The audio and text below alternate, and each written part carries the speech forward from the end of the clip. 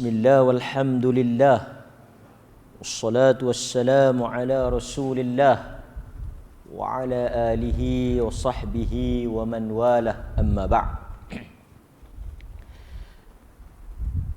Terima kasih Fadil Ustaz Khidir selaku imam dan merangkap pengurusi yang juga merupakan pegawai hal ehwal Islam Jabatan Mufti Negeri Perlis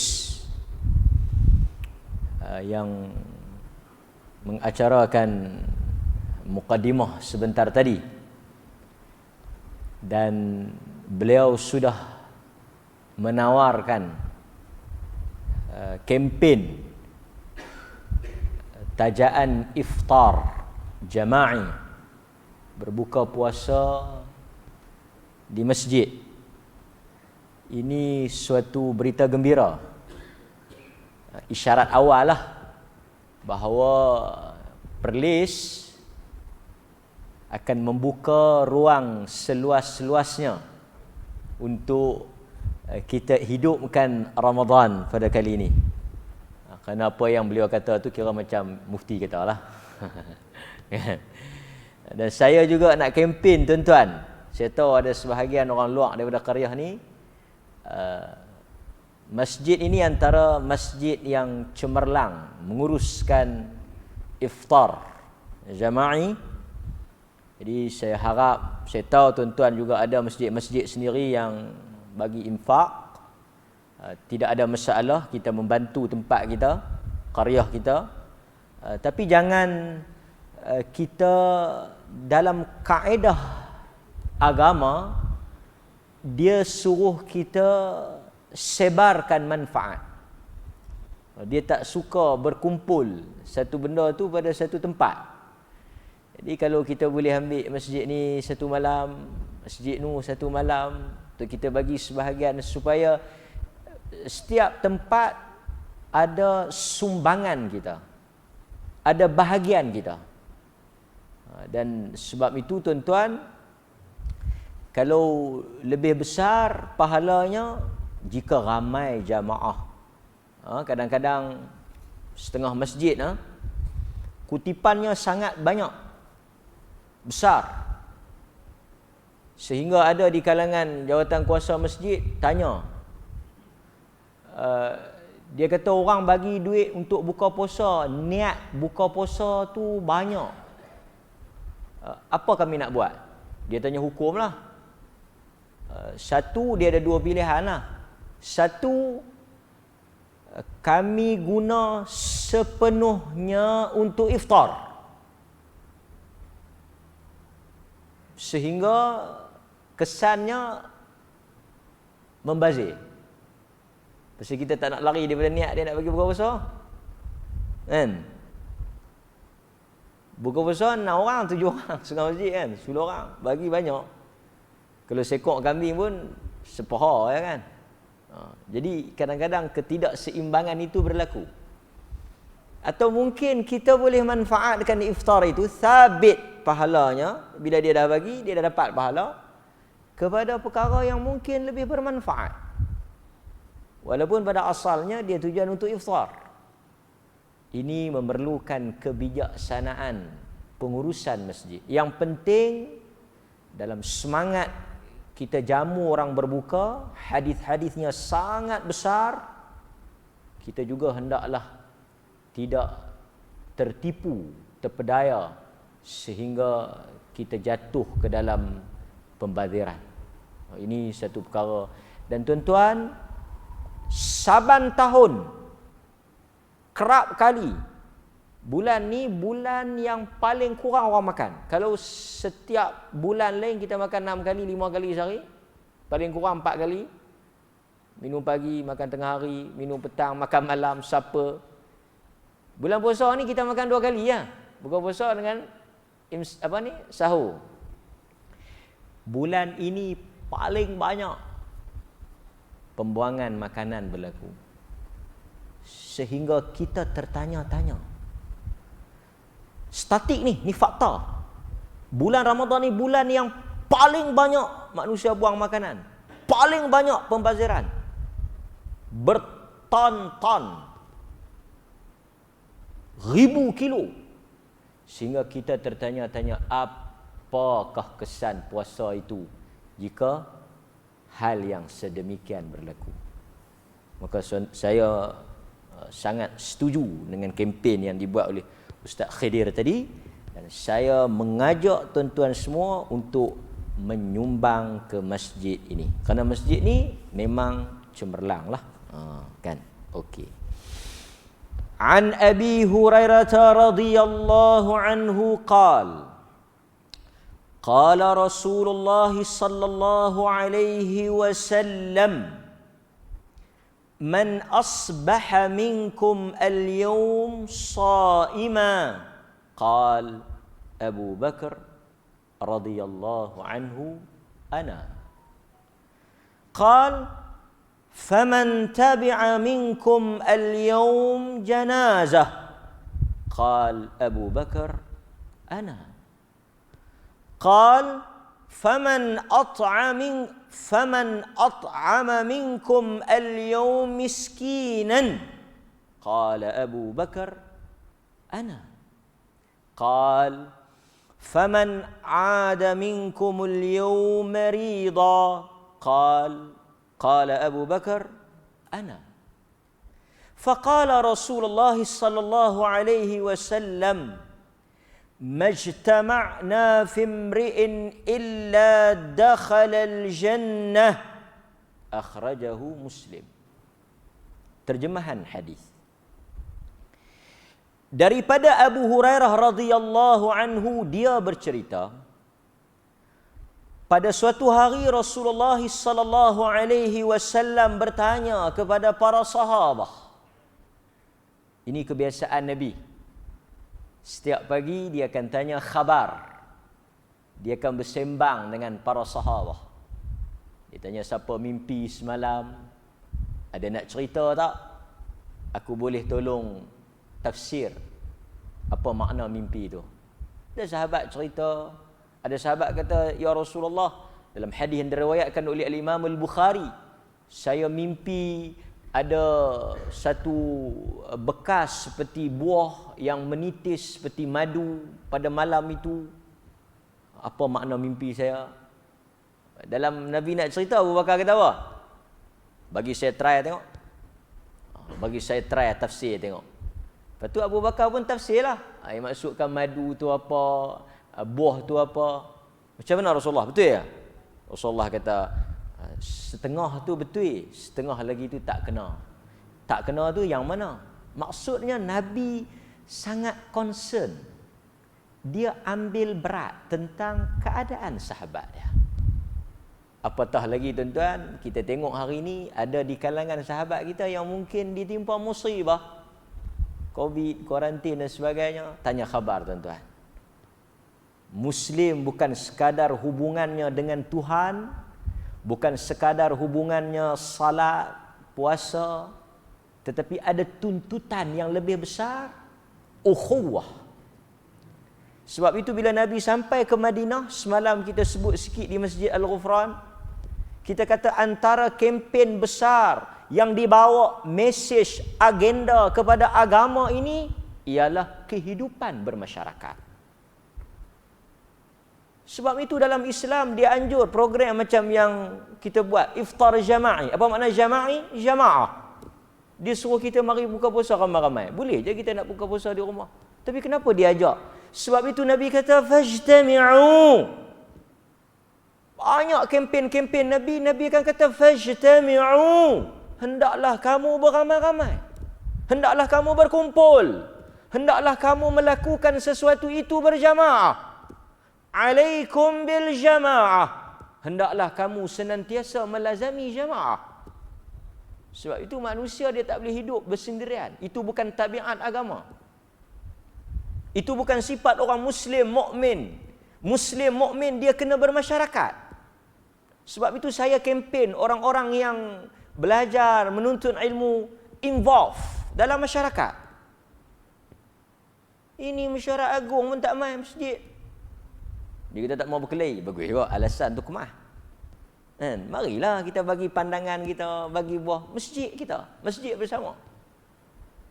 Sedih lah kan? Kadang-kadang main mesyuarat agung 5 orang, 6 orang, jenuh. Tu imam fikir habis dah, buat bihun lah, buat agak-agak, tak mau main. Kan? Kita bukan main, kita main bagi pandangan. Kita involve, kita memberikan satu sumbangan. Tuan-tuan, saya selalu tertanya-tanya, orang-orang yang pencen ni, orang-orang yang dah bersara lah, ataupun orang-orang yang tak buat apa ni, apa dia buat sekarang? Saya nak tanya sejujur, saya tak suruh jawab, tapi saya saja nak lontarkan soalan ni. Apa yang orang-orang pencen buat sekarang? Boleh tak kalau kita kata saya selepas daripada bersara ini sekadar menghitung hari, menanti masa, menunggu jemputan untuk saya balik bertemu Allah? Itu bukan jawapan yang tepat. Itu bukan jawapan yang benar. Kerana selagi hayat di kandung badan, selagi umur masih diberikan, selagi hidup masih bernyawa, kita kena buat sesuatu untuk agama. Kita mesti fikir apa benda kita boleh contribute pada agama.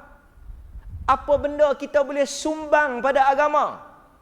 Jangan kita duk kira hari ni, hari Ahad, esok Isnin, tunggulah 3-4 hari lagi tak sampai masa. No.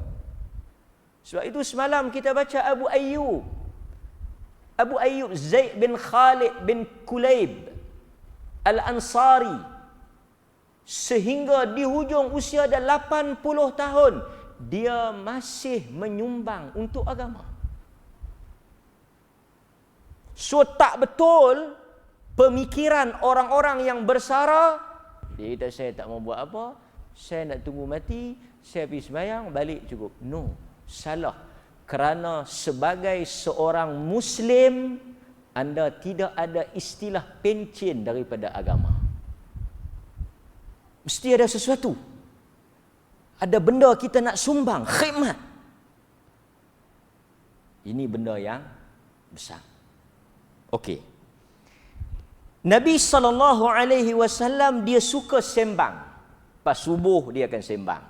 Pasal itu dalam riwayat, kalau tuan-tuan baca dalam harian hidup Nabi, lepas daripada dia berzikir, dia wirid, baca lepas daripada sembahyang subuh, dia tak sembahyang sunat, dia baca zikir apa semua dia ni, dia bersembang. Sebab itu para ulama menyatakan bahawa boleh bersembang urusan dunia di dalam agama, dalam masjid. Kalau orang tanya, boleh tak kita sembang urusan dunia dalam masjid? Boleh. Kerana Nabi dan sahabat Thabit sembang dalam masjid. Nabi tanya macam mana? Apa khabar? Apa buat apa? Banyak benda-benda urusan dunia Nabi sembang dalam masjid. Tak salah. Okey. So kita sambung. Nabi tanya dekat sahabat satu soalan. Nabi kata, "Man?" Sesiapa di kalangan kamu? Man ni siapalah? Pertanyaan. Nabi tanya, siapa di kalangan kamu asbaha yang pagi ni, al-yawm, pagi ni saima, dia puasa sunat.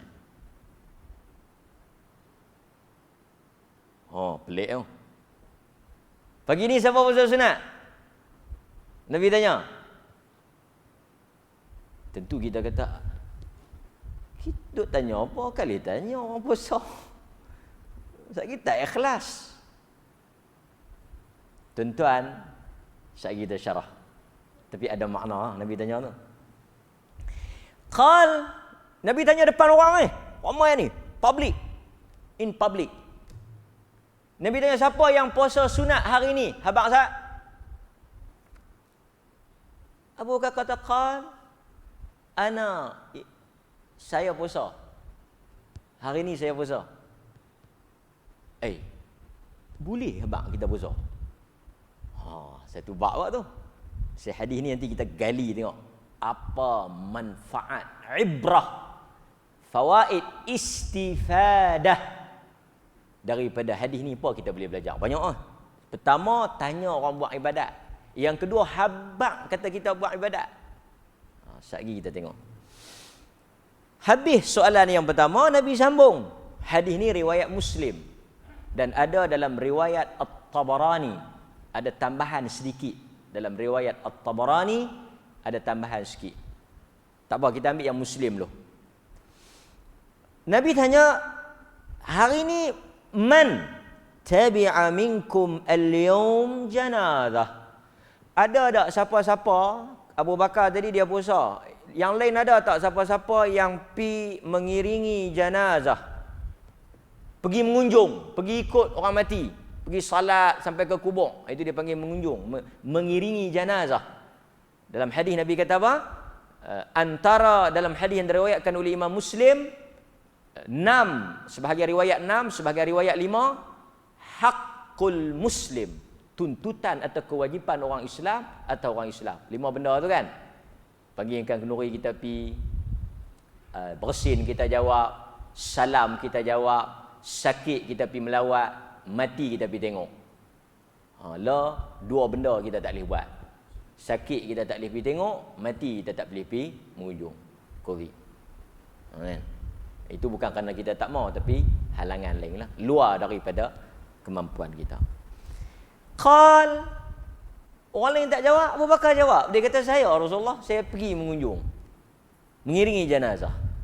Sebab itu orang tanya mengunjung ni, pertama tuan-tuan, dalam hadis dia sebut man syahidal janazah hatta tusalli alaiha. Nombor 1 dia kata sampai kita sembahyang lah, baru kita dapat yang qira' tu. Tapi kalau kita pergi sekadar mendoakan dia, kita baru menyelesaikan tuntutan sebagai seorang Muslim. Pi itu bukan pi adat. Kita pergi tengok orang mati, itu bukan adat orang Melayu, itu bukan budaya, itu bukan semata-mata kita pergi tengoklah kawan kita. No, itu adalah tuntutan Muslim. Jadi bila kita pergi, kita kena buat ikut sunnah. Jangan pergi saja, pergi tengok muka, kan? Pergi nak tengok muka, sian kawan kita. Bacalah doa. Allahumma ghafir lahu warhamhu warfa' darajatahu fil mahdiyin wakhlufhu fi aqibihi minal ghabirin wafsah lahu fi qabrihi wa nawwir lahu fih. Sebut, baca doa. Doa yang Nabi baca kepada Abu Salamah dalam riwayat Muslim. Itu doa masa kita tengok jenazah. Lepas tu kalau kita ada masa, kita tunggu sampai sembahyang. Kalau tak ada, kita balik. Lepas tu pergi jumpa ahli keluarga. Pergi jumpa ahli keluarga buat apa? Ta'ziah. Beri kata-kata rangsangan, kata-kata support. Sabar. Allah Ta'ala kan, kalau kata kawan tu mati anak kecil, kita kata apa? Yang Nabi kata, anak ini akan menjadi ganti di syurga. Akan menunggu engkau di syurga. Bagi itu takziah. Takziah ni bukan kita kata takziah nah.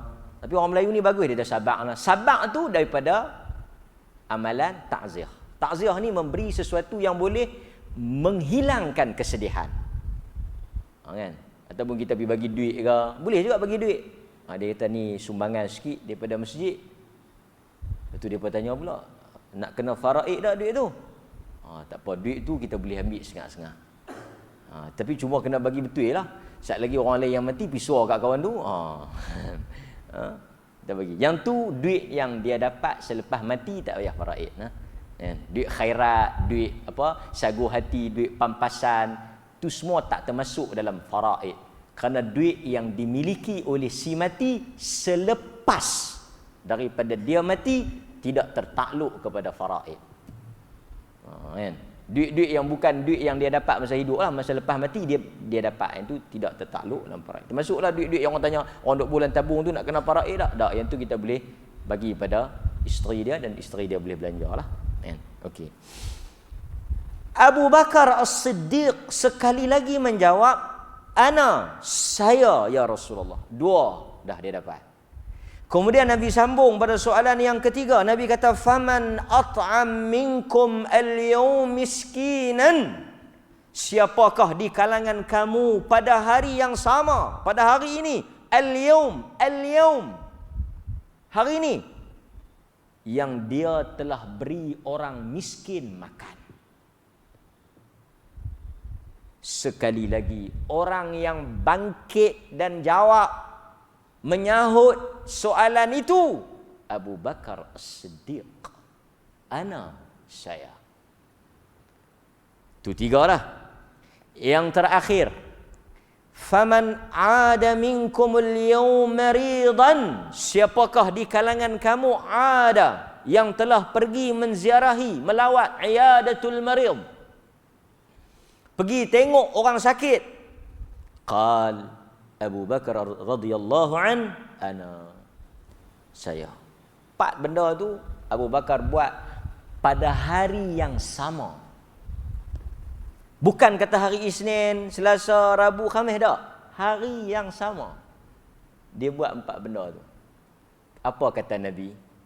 Nabi kata, majtama'na fimri'in illa, tidak berkumpul 4 amalan tersebut pada mana-mana individu, sesiapa sahaja yang terdapat padanya 4 amalan tersebut yang dia lakukan pada hari yang sama.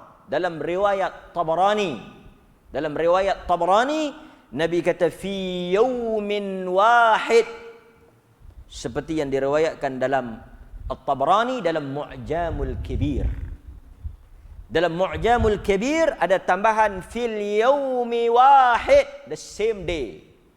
Pada hari yang sama dia bagi orang makan, pada hari sama dia pergi. Dan hadis ni bukan ikut tertib. Bukan kata apa?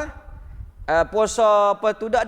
Dia kira 4 benda ni mana dulu tak apa. Mungkin tuan-tuan puasa, lepas tu tuan-tuan dengar ada orang sakit, tuan-tuan pergi ziarah orang sakit.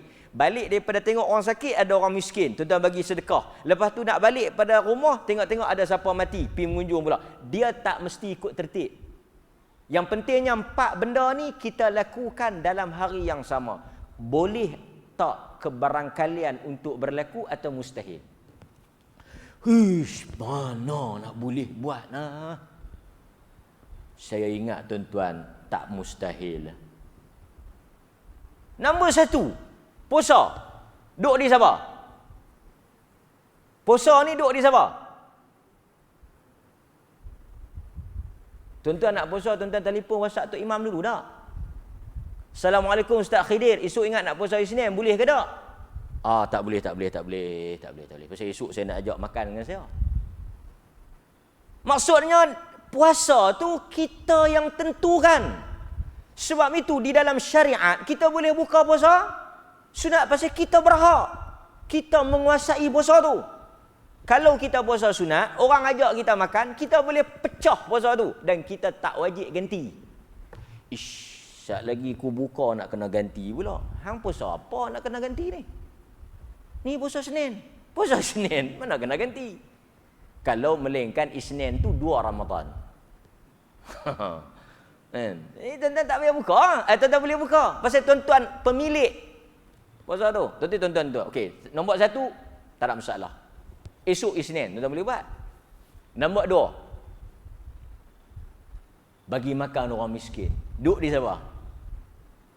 Duk di Sabah. Duk di kita. Dulu depa susah hatilah. Depa kata tang mana nak cari orang miskin ni? Pasal depa nak bayar fidyah lah, nak bagi apa semua kan. Pasal dalam agama dia kadang-kadang benda tu macam zakat. Zakat okey, zakat ada 8 jenis. Ada setengah orang dia duk mai kat saya, dia kata pasal apa amil boleh dapat? Ustaz bukan ada kaitan dengan maib mah. Adalah sikit-sikit. Pasal apa amil boleh dapat ni? Amil qaryah saya pencen cikgu. Dah ada pencen dah. Dia dapat pula ni berapa 1/8 ke apa ni, dia pergi berjalan pula. Dia marah kat tu amil dia. Tuan-tuan kena faham, daripada 8 tu bukan semua disyaratkan mesti miskin. Zakat itu tak semestinya miskin. Amil tu walaupun dia tak miskin, tapi dia dapat atas vote, atas apa? Atas portion sebagai amil. Maka kalau nak jadi amil, nak dapat juga zakat, nak teringin dapat zakat walaupun tak miskin, ambil borang pencalonan amil. Saya tak tahu depa lantik macam mana, saya tak terlibat. Saya tak boleh sokong pun. Bahagian lain saya. Tapi tetap boleh lah kan. Sebab itu amil kadang-kadang kaya. Kan? Okey, itu satu. Tapi dalam agama kadang-kadang Allah dia dah tetapkan fuqara wal masakin. Tak boleh keluar daripada daerah tu. Dia mesti cari orang fakir dengan cari orang miskin. Tapi saya ingat dalam keadaan sekarang ni nak cari orang miskin banyak. Banyak orang miskin lah.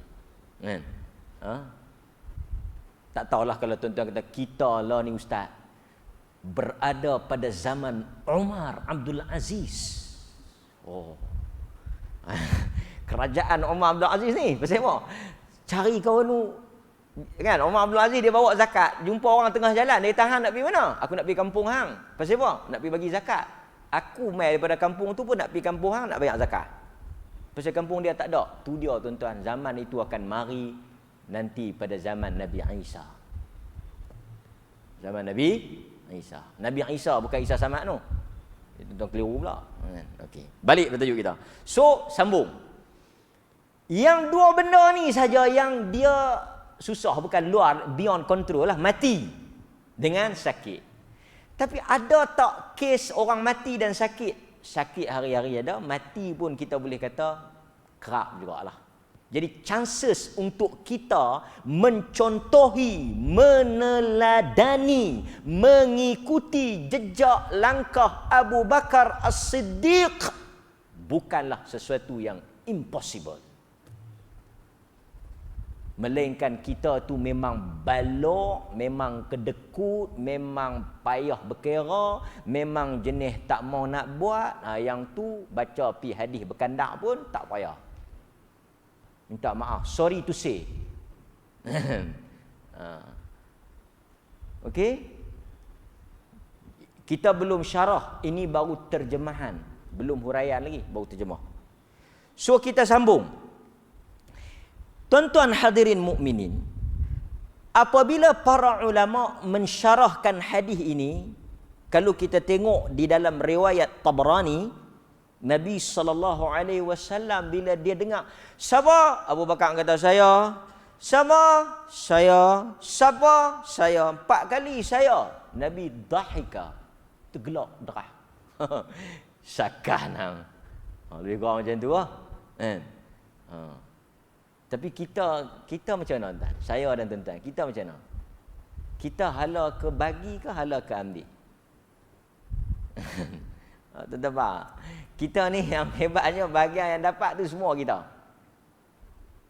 Bantuan masjid, saya dapat. Setengah orang tu kita bila kita pergi bagi bantuan, kita tanya, dapat bantuan? Dia bohong. Dia tak ada. Bila kita cek, tak ada tu bukan tak ada bantuan, tak ada yang tak dapat. Ayat dia tak habis. Tak ada yang tak dapat. Tanya masjid, masjid duk bagi. Tanya JKM, senarai penerima. Tanya Baitul Mal, tiap-tiap bulan duk bagi. Tanya wakil rakyat, adun lain, parlimen lain, penyelarah kawasan lain. Tuan-tuan. Saya pi di satu kolak di Sanglang dengan tim saya pi Sanglang, kita kata, dia tak minta apa, minta beras. Dia buat jual mai, juh. Kita buat mai berah, dia tahu. Saya ingat Lepas tu kita tanyalah dia buat juh nak tak nak? Dia tak dapur. Masuk patutlah pun. Korang sikit pada Isyah Bintung lah. Berah bersusun, Sanglang, tepi laut tu. Berah bersusun, macam-macam logo. Pasal tu dia tengok berah, dia buat jual dah berah lagi. Tinggal tak buat borong lah. Dia tuan-tuan. Makmur. Makmur. Okey, balik. Jadi kadang-kadang cerita pasal masjid tak bantu, cerita-cerita ni kita kena tabayyun, tathabbut. Hati-hati. Kita takut apa?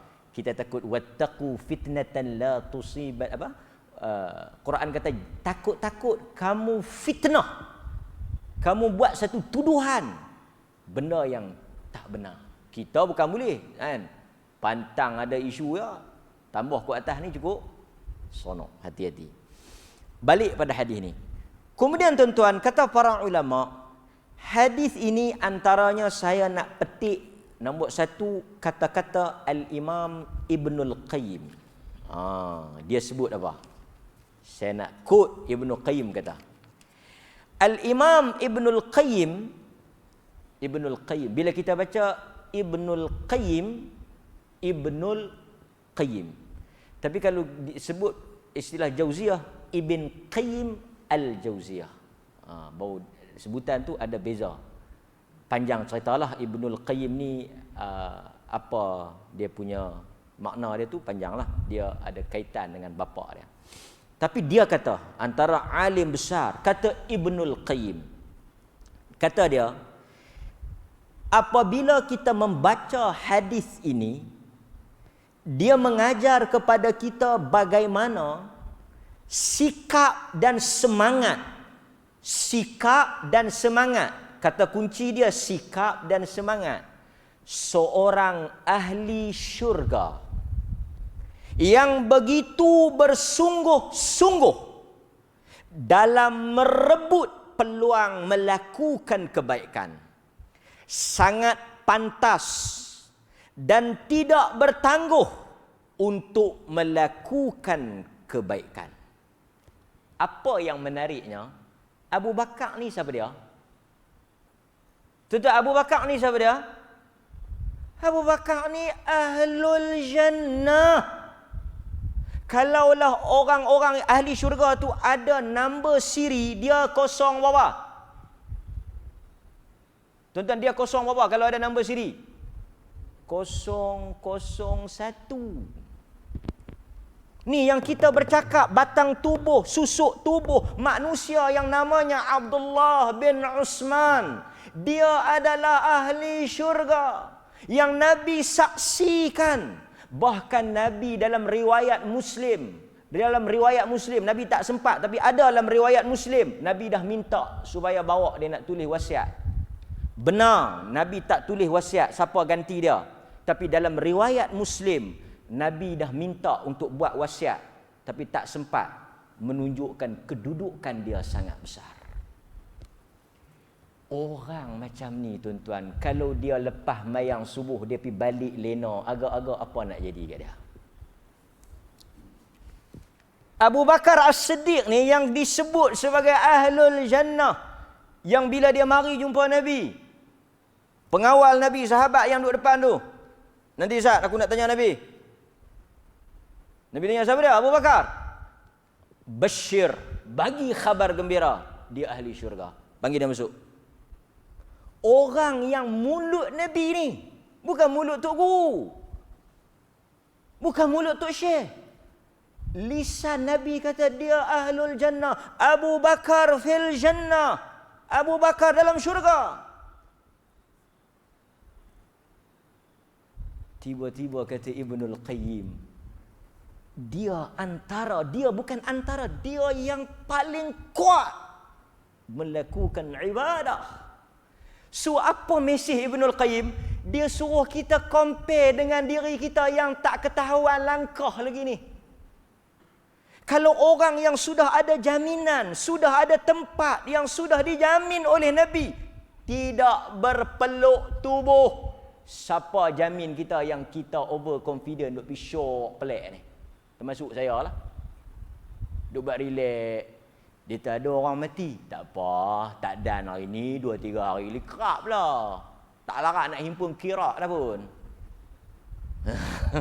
Kadang-kadang baru semayang masjid 5 waktu, tapi dia punya level of confidence tu, baru semayang masjid 5 waktu, baru jadi AJMK masjid setahun 2, baru terlibat urus jenazah baru 2-3 tahun ni ya. Maksudnya baru lagi lah. Kalau dalam pendaftaran pun dia kira tempoh percubaan P baru. Tapi dia punya level of confidence, dia punya sikap, gaya dia tu, oh, Abu Bakar bawah sikit.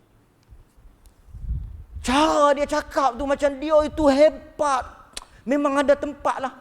Walha tuan-tuan, tak ada jaminan atas kita. Maka sebab itu tuan-tuan, tak boleh kita berpangku tangan. Apa lagi? Berpangku lengan. Tidak ada istilah rehat bagi orang-orang beriman. Selagi mana kaki kita tak langkah masuk syurga, ada saja Ustaz Khidir kata malam ni kita nak turun pasang kemah esok. Dia dulu. Jangan dia duk buat joh pula. Dia tambah pi lah, aku lama lah duk buat ni. Bagi hampa pula.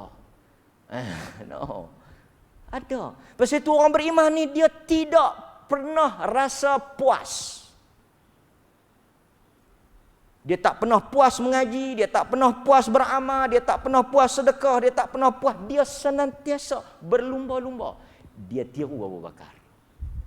Kalau kita nak jadi sebagai satu motivasi, kita kata apa? Kalau Abu Bakar yang sedemikian kedudukan dia pun tak tinggal walaupun satu amalan, jauhlah kita dengan Abu Bakar. Saya ingat celah kaki dia.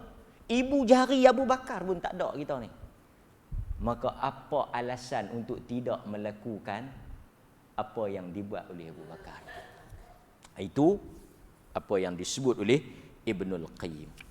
Kemudian tuan-tuan hadirin mukminin, kalau kita tengok juga tindakan Abu Bakar ni yang disebut oleh para ulama, dia bukan bermaksud dia nak tunjuk hebat. Bila dia buat benda tu bukan dia nak tunjuk hebat. Apa makna dia tak tunjuk hebat? Dia bukan untuk riak. Bukan untuk dia nak berlumba-lumba dengan orang, tak. Tetapi itulah tabiat dia. Itulah sikap dia. Tuan-tuan jangan faham kata Abu Bakar ni, syakat dia no, memang dia nak dia nak habang kata dia segala-gala lah kan. Kalau kita mungkin lah, tapi dia tak. Abu Bakar ni memang terkenal orang yang, tuan-tuan, Abu Bakar ni kita tak pelik. Tuan-tuan, kalau kita pelik Kita pelik. Satu orang bukan tak payah buat 4 benda ni. Satu orang kalau dia buat satu benda pun kita pelik lah. Dia kata, jom minum begini. Aku free. Aku puasa. Kita dengar dia puasa tu, kita terduduk. Dia tahan puasa. Dia kata bulan Syakban ni Nabi puasa banyak. Sungguh kan hang puasa? Dia kata aku puasa. Hang puasa betul ke? 3 kali dia cakap. Tu belum dia cerita aku puasa tadi aku bagi orang makan, lepas tu aku pergi tengok ni baru tak sah aku lepas korek kubur ni. Ini nak pergi korek pula ni. Tak dan cerita tu, nampak tuan-tuan. Pasal apa? Pasal jauh kita dengan Abu Bakar. Abu Bakar ni, tuan-tuan, mari rombongan luar. Nabi tanya sepatah siapa nak bawa balik?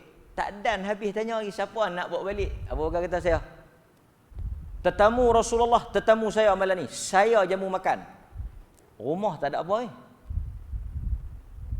Yang kata Abu Bakar ni pantang dengar tawaran, pantang dengar peluang, pantang dengar offer. Macam tuan-tuan lah tadi ni. Tadi ni kalau tak ceramah pasal tapi tanya ada Ustaz Khidir nak boleh tabung mana, nombor akaun apa semua, tak abang apa semua ni. Duk ketak tangan ni. Ni semua Abu Bakar ni, sekejap kita tengok. Ustaz Khidir tolong berhati-hati. Sekejap mereka akan sabu ramai-ramai. Saya pun takut. Semua nak jadi Abu Bakar ni. Nabi offer, Nabi kata siapa nak jadi tuan rumah? Dia tak ada fikir, dia tak tahu apa. Dia kata saya bawa balik. Bawa balik dia panggil anak dia. Ni, bawa dia jamu. Tuan-tuan baca cerita tu, nasi jadi banyak. Nasi jadi banyak tu. Yang Abu Bakar suruh tutup lampu. Tu cerita dia tu. Balik-balik bini dia kata, ni nak jamu apa, nak makan apa? Tak ada. Abu Bakar kata tutup lampu. Pasal apa tutup lampu? Makanan tak ada. Siapa suruh bawa balik? Pasal Rasulullah offer, siapa nak bawa balik? Dia tak boleh dengar. Bab-bab tu dia tak boleh dengar. Dia nak buat. Patut dia mau kata macam ni. Ni, hampa ni yang tak ada nama lagi. Hampa ambil seorang sikit. Aku tak payah ambil lah aku. Pasal nama ada nombor 1 lah. Tak. Pasal itu kita tak heran bila Nabi sebut dia di dalam syurga. Tuan-tuan, kita bagi laluan pada azan.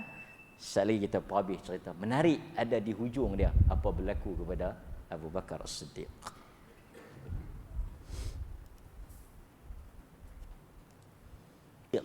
Yang dia buat semua benda tu bukan kerana dia nak lawan siapa hebat, tak. Ma faqa Abu Bakr radhiyallahu anhu ashab Rasulullah sallallahu alaihi wasallam. Tindakan Abu Bakar yang buat semua benda tadi, yang salat jenazah, yang iring jenazah, yang puasa apa semua yang dia buat itu, mafaqa. Bukanlah tujuan dia itu untuk menandingi, melampau atau untuk nak mengalah atau nak tunjuk hebat, taklah. Tetapi kata para ulama seperti yang disebut oleh Al-Muzani, dia kata apa? Dia kata walakin bi syai'in kana fi qalbihi.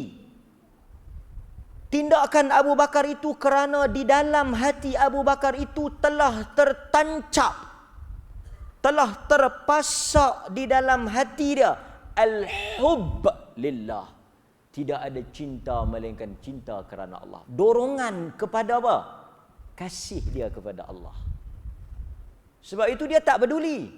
Dia kata walaupun dia sudah ada jaminan, walaupun dia sahabat, sehingga orang tanya, Amr bin As pernah tanya dekat Nabi tau. Amr bin As pernah tanya, dia mari dekat Nabi, dia tanya, siapa manusia yang paling hang cinta wahai Rasulullah? Siapakah manusia yang paling engkau cinta wahai Rasulullah? Nabi jawab siapa? Aisyah. La minar rijal. Amr bin As tanya dekat Nabi, siapa orang yang paling dia cinta? Nabi jawab isteri dia, Aisyah. Pasal itu ketika dia di hujung-hujung usia, dia habaq dia nak pergi duduk rumah Aisyah. Kiah lah kan. Malam ni rumah siapa?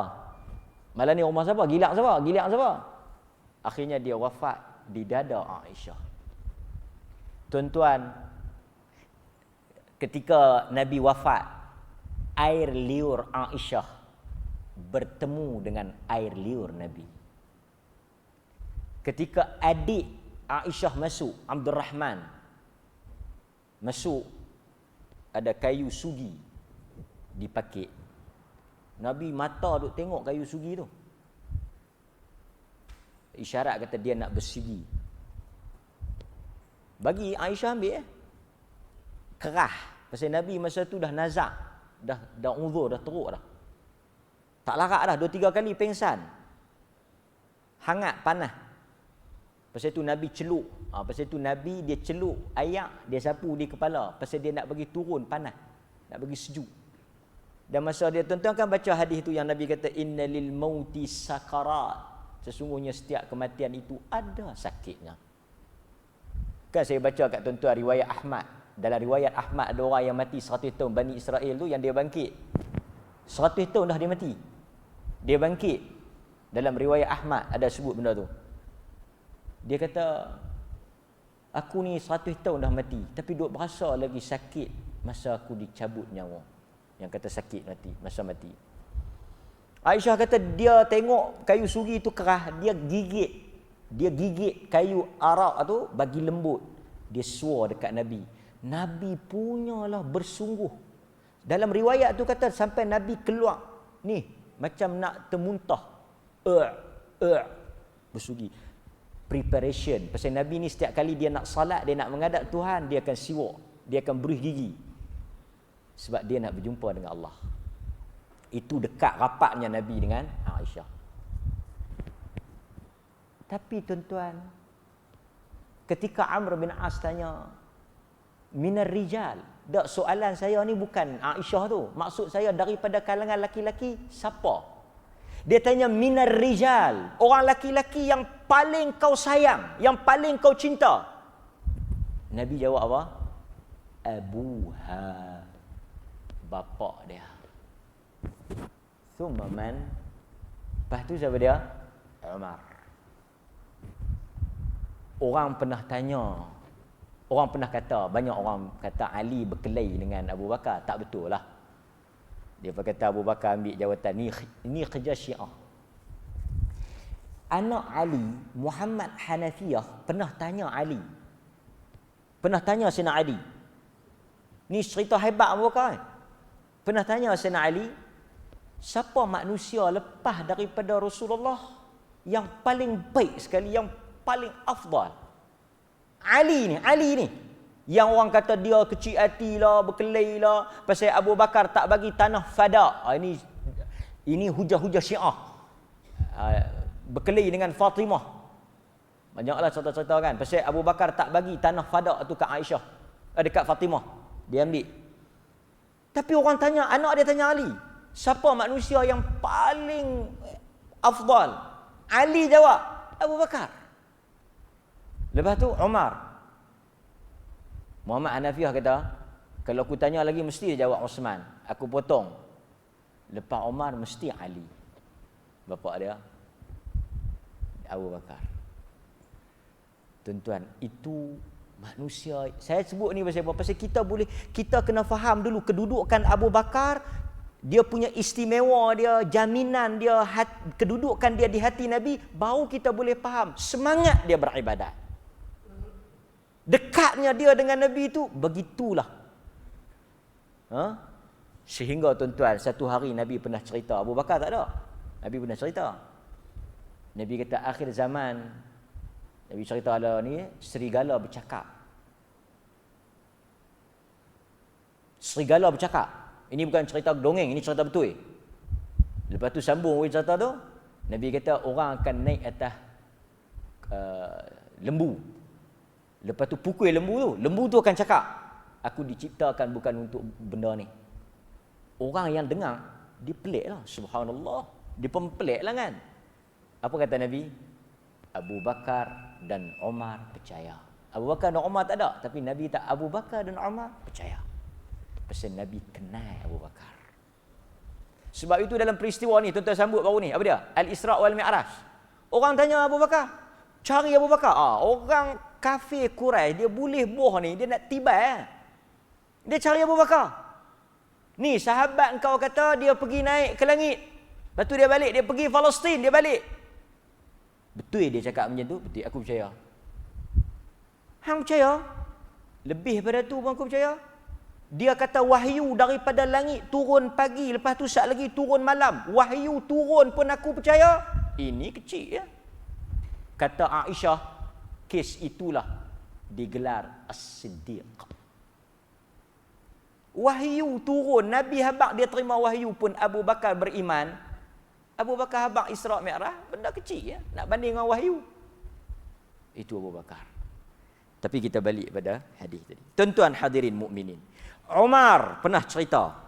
Pasal itu kita tak pelik. Bila kita baca riwayat hidup Abu Bakar, baca perangai dia, kelaku dia, kita tak pelik. Saya bagi contoh macam ni ya. Tuan-tuan kenal satu orang, perangai dia, contoh macam Ustaz Khidir bagi contoh dia. Dia kata siapa nak bagi iftar, boleh main bagi. Kita pun pergi bagi. Saya ingat saya nak ambil 10 yang terakhir. Selalu orang berebut 10 terakhir. Sampai 10 terakhir tu jadi banyak kan, pasal nak ambil. Tiba-tiba tu imam kata 10 terakhir dah ada orang ambil. Kita pun tuduh kena tu. Dia kata ni mesti haji tu. Macam mana boleh tahu? Dia tak abang pun, tapi pasal apa kita boleh tuduh dah? Pasal apa kita rasa dia yang ambil? Kita rasa dia yang habaq dulu, dia yang ambil peluang tu dulu, dia yang cop dulu. Pasal apa kita boleh tuduh dia? Pasal kita tahu perangai dia. Tiba-tiba tu imam kata, "Dok. Orang lain. Siapa dia tu imam? Jangan duk abang. Tu imam pun abang." Betul ke? Pasal orang yang tu imam abang tu kedekut baik. Jadi kita pelik. Tengok-tengok satu Syawal meninggal. Oh patutlah nak mati. Kita pasal tu bila kita baca Abu Bakar, kita tak heran. Tuan-tuan, dalam Al-Quran Allah Ta'ala pernah buat turun ayat Suratul Baqarah 271. Cerita dengan Umar. Allah kata in tubdus sadaqat fa ni'mahi. Allah kata jika kamu tubdus sadaqat, jika kamu menyembunyikan sedekah itu lebih baik. Tetap jika kamu menampakkan tubdus sadaqat, jika kamu menampakkan itu lebih baik. Wa in tukhfu ikhfa khafi, kalau kamu sembunyikan itu yang The best. Ayat ni turun pasal apa? Kata Al-Hafidh Ibn Kathir, tuan-tuan boleh tengok dalam tafsir Ibn Kathir, ayat ni turun bersaing. Abu Bakar bersaing dengan siapa? Dengan Umar. Dalam tafsir tu dia sebut Umar yang ni dia panggil ghibtah. Dengki yang boleh. Tiap-tiap kali bagi sedekah Abu Bakar lebih. Satu hari Umar kata, hari ni aku menang. Cerita yang masyhur. Ghibtah Umar kepada Abu Bakar. Dalam hadis Nabi kata tak boleh dengki melainkan pada orang yang bagi sedekah. Tuan-tuan nak bagi banyak, bagus. Balik pada cerita tadi, lepas tu kadang-kadang orang politik bagi juga. Kan? Depa kata tolong pergi minta sedekah kat orang politik tu. Minta sedekah kat orang politik ni dia ada teknik dia. Tuan-tuan kena habaq musuh dia bagi banyak. Itu cara saya. Dia dah, Wibi. Itu bagi 5,000. 10 malam dia ambil. 10 malam. Ada berapa malam weh? 20 habis. Macam mana? 25. Lepas raya pun jamu. Jangan main. Kita bakar sikit lah. Dia punya meletup tu. Bom, bom, bom, bom. Tak apalah. Yang pentingnya apa? Niat dia nak tunjuk siapa hebat ke, nak suruh orang puji ke, itu antara dia dengan Tuhan. Tapi tindakan dia bersaing dalam kebaikan, agama benarkan. Agama benarkan. Dengki dalam bab tu boleh. Umar dengki. Umar bawa mai kata dia. Lepas tu Nabi tanya banyak mana hang tinggal? Dia kata banyak yang mana aku buat mai ni. Walaka mithil. Apa? Bimithil.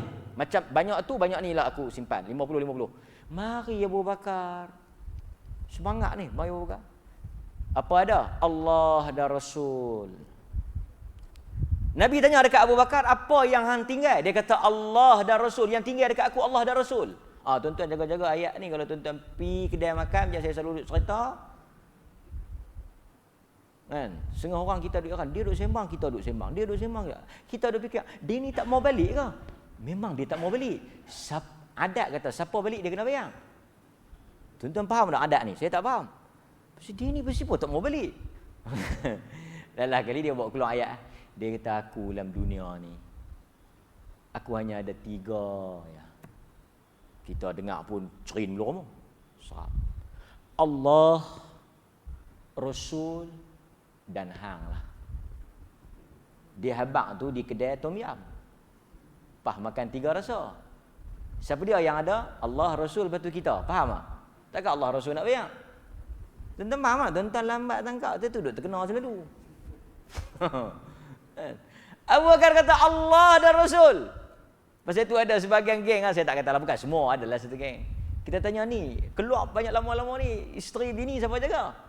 Allah dan Rasul jaga. Nampak? Dia main tibai kambing di masjid ni, Allah Rasul dia jaga. Tak betul. Allah dan Rasul dalam maksud Abu Bakar tu lain. Umar kata apa? Umar kata, la asbiquhu sabaq. Aku tak akan boleh potong dia dah. Ila syai'i abadan, selama-lamanya. Aku surrender. Kalau dengan Abu Bakar, awal. Tak boleh. Angkat tangan awal. Pasal dia memang hebat. Tuan-tuan. Hadis ni juga, last lah. 2 lagi. Last. 1. Hadis ni daripada 4 benda, 1 saja yang tak ada kaitan dengan manusia. Ini selalu saya ulang. Tuan-tuan, yang pertama tadi puasa. Yang kedua apa dia? Tengok orang mati. Yang ketiga bagi orang makan. Yang keempat ziarah orang sakit. Tuan-tuan nampak tak?